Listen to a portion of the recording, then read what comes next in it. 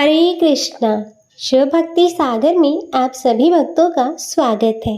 ओम श्री विष्णुवे नमः। ओम उमा महेश्वराय नमः। पूर्णिमा का दिन भगवान नारायण और माता लक्ष्मी को समर्पित होता है। हमारे शास्त्रों में बताया गया है कि सत्यनारायण व्रत कथा का पाठ करने से व्यक्ति को 1000 यज्ञ करने के बराबर पुण्य फल की प्राप्ति होती है। सत्यनारायण भगवान व्रत कथा में भगवान विष्णु के सत्य स्वरूप के बारे में बताया गया है। इस व्रत का पाठ करने से घर में सुख समृद्धि का वास होता है और भगवान विष्णु की कृपा हमेशा बनी रहती है। प्रिय भक्तों, हमारे शास्त्रों के अनुसार हर महीने पड़ने वाली पूर्णिमा के दिन श्री सत्यनारायण भगवान की पूजा करवाना बहुत ही शुभ माना जाता है। इससे भगवान श्री हरि विष्णु और माता लक्ष्मी की कृपा सदैव बनी रहती है।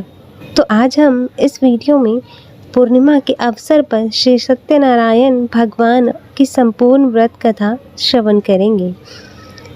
तो आप सभी भक्तजन बड़ी ही श्रद्धा, ध्यान पूर्वक और प्रसन्न चित्त मन से भगवान श्री हरि विष्णु जी के चरण कमलों का ध्यान करते हुए इस कथा को श्रवण कीजिएगा। तो सभी प्रेम से बोलिए श्री सत्यनारायण भगवान की जय। सर्व देवी देवताओं की जय। एक बार नैमिषारण्य में तपस्या करते हुए शौनकाद ऋषियों ने सूत जी से पूछा कि जिसके करने से मनुष्य को मनोवांछित फल प्राप्त कर सकता है, ऐसा व्रत या तप कौन सा है। तब सूत जी ने कहा कि एक बार श्री नारद जी ने भी श्री विष्णु भगवान से ऐसा ही प्रश्न किया था। तब श्री विष्णु भगवान ने उनके सामने जिस व्रत का वर्णन किया था वही मैं आपसे कहता हूँ। प्राचीन काल में काशीपुरी में एक अति निर्धन और दरिद्र ब्राह्मण रहता था। वह भूख प्यास से व्याकुल हो भटकता फिरता था।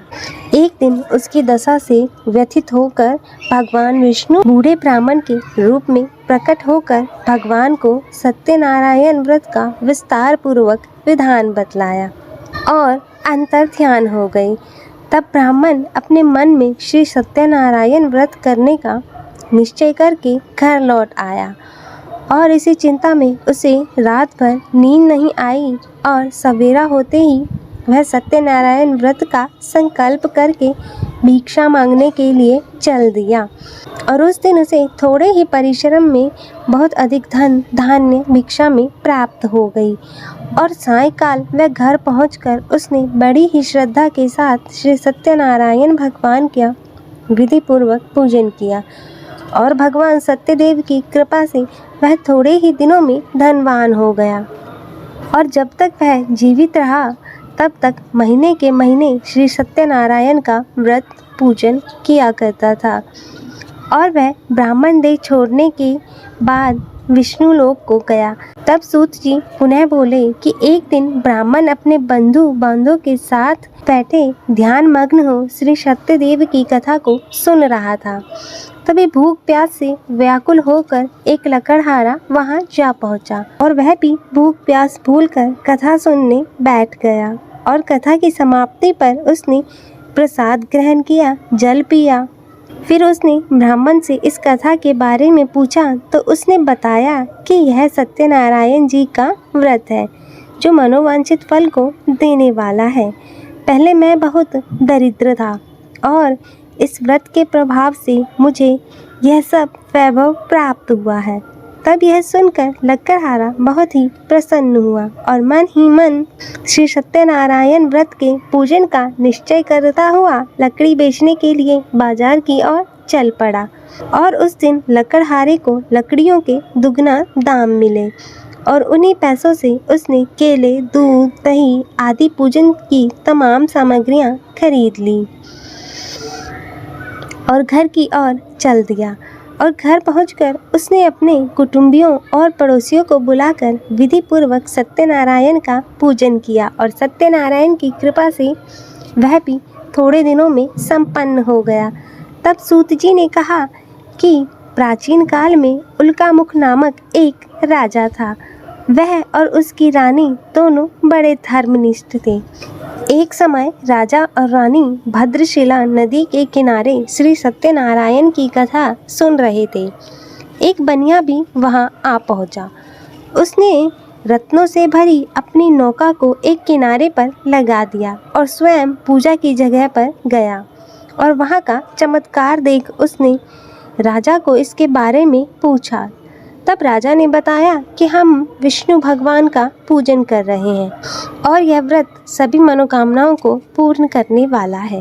तब राजा के ऐसे वचन सुन और प्रसाद पा बनिया अपने घर को चल दिया और घर पहुंचकर उसने अपनी पत्नी से व्रत का सब वृतांत कहा और संकल्प किया कि मैं भी संतान होने पर यह व्रत करूंगा। और उसकी पत्नी का नाम लीलावती था और सत्यदेव की कृपा से वह कुछ दिनों बाद गर्भवती हो गई और पूरे 10 महीने के बाद उसने एक कन्या को जन्म दिया। कन्या का नाम कलावती रखा गया। वह चंद्रमा की कलाओं के समान नित्य प्रतिदिन बढ़ने लगी और एक दिन अवसर पाकर लीलावती ने अपने पति को सत्यदेव का व्रत करने की बात याद दिलाई। तो उसने कहा कि मैं यह व्रत कन्या के विवाह में करूंगा। और यह कहकर बनिया अपने कारोबार में लग गया और जब उसकी कन्या विवाह योग्य हो गई तो उसने अपने दूतों द्वारा खोज कराकर कंचनपुर नगर में एक बनिए के सुंदर सुशील और गुणवान बालक के साथ विवाह कर दिया। फिर भी बनिए ने सत्यनारायण का व्रत नहीं किया और इससे श्री सत्यनारायण अप्रसन्न हो गए और कुछ दिनों बाद बनिया अपने दामाद को लेकर समुद्र के किनारे रत्नसारपुर में व्यापार करने लगा। एक दिन रत्नसारपुर के राजा चंद्रकेतु के खजाने से चोरों ने कुछ धन चुरा लिया।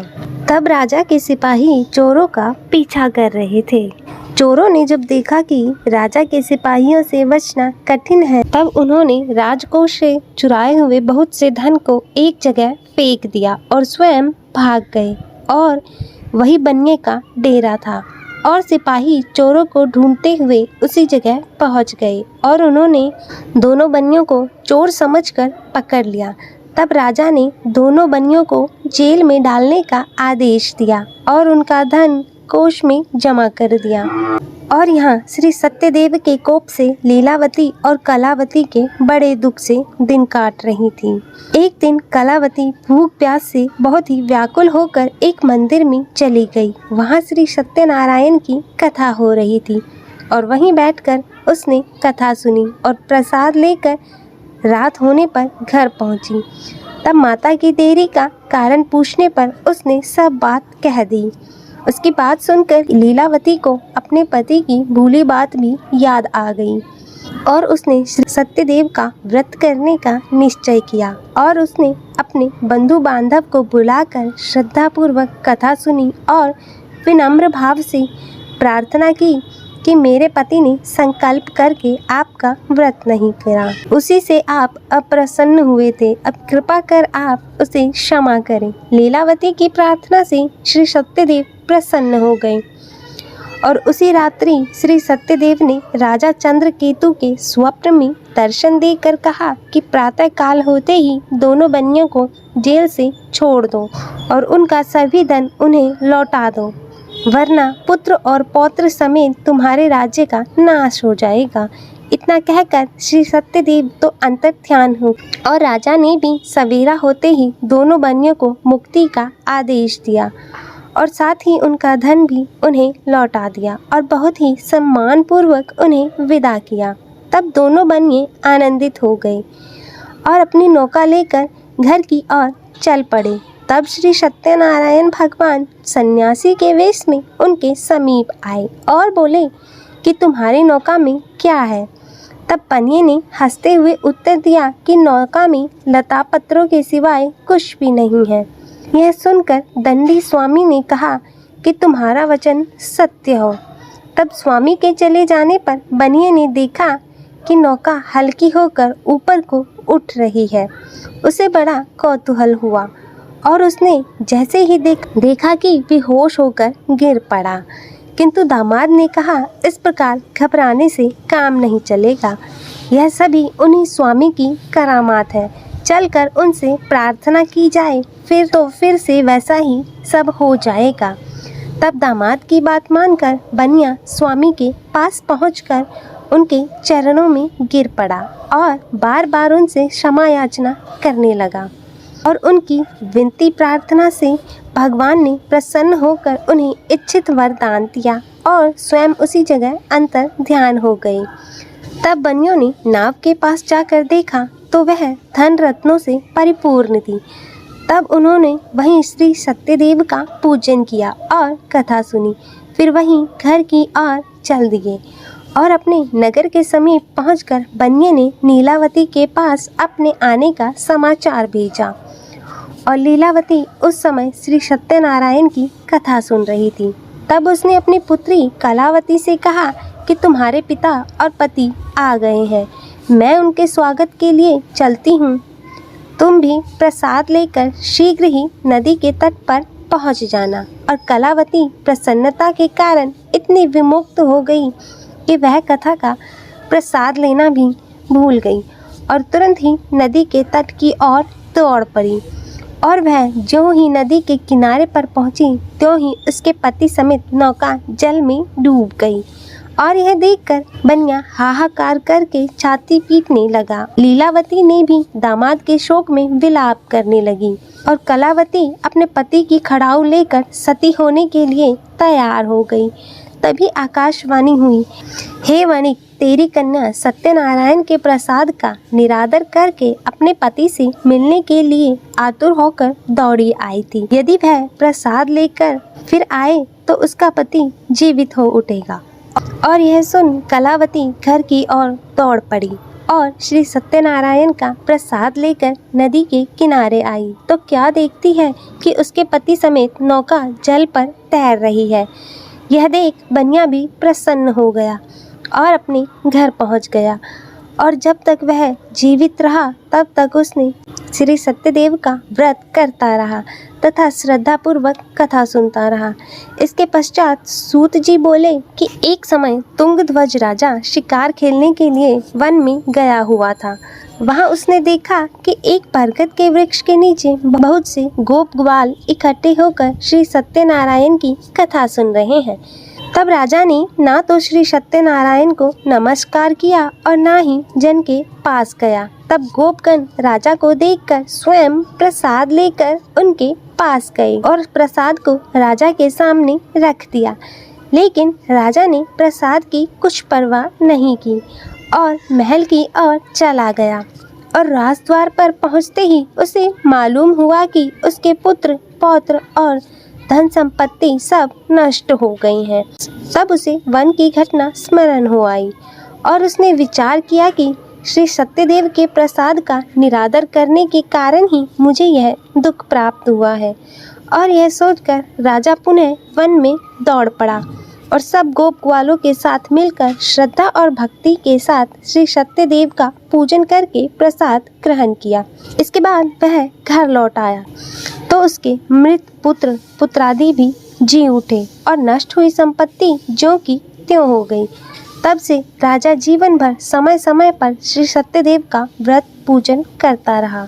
अतः हे सत्यनारायण भगवान जी, इस कथा को कहते सुनते हुंकारा भरते सभी पर अपनी कृपा सदैव बनाए रखना।